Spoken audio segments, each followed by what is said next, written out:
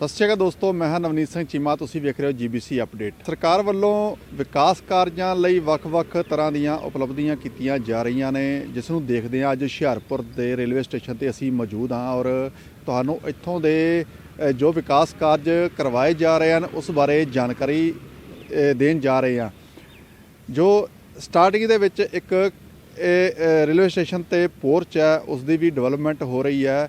ਉਸ ਦੇ ਨਾਲ रेलवे स्टेशन ते जो गेट नंबर 2 की एंट्री अलग तो बनेगी इसकी बैक साइड ते उस तो इलावा 2 नंबर प्लेटफार्म जो है वो भी बनाया जाएगा।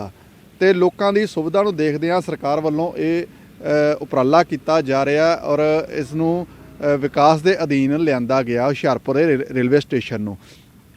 उस तो बाद जे गल करिए पब्लिक दे वाशरूम की, तो वाशरूम भी इत्थे नवे बनाए जा रहे हैं जो रेलवे स्टेशन के बिल्कुल नज़दीक ही बन रहे हैं और उत्थे भी विकास कार्य हो रहा।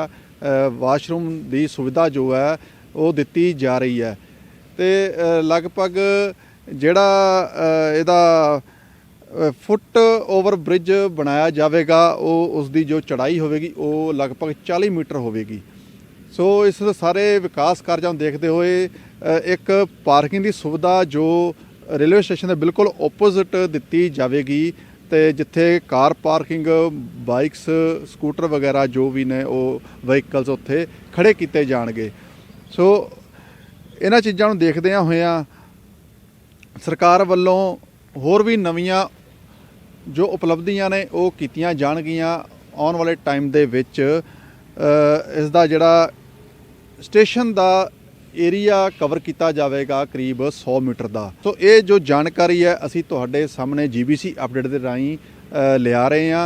तो तुहानूं ये सारे जो दृश्य ने वो साडे GBC अपडेट के कैमरा परसन वालों दिखाए जा रहे हैं।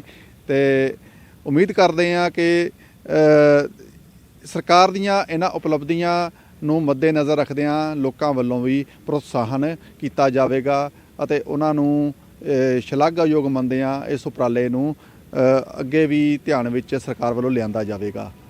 ਧੰਨਵਾਦ।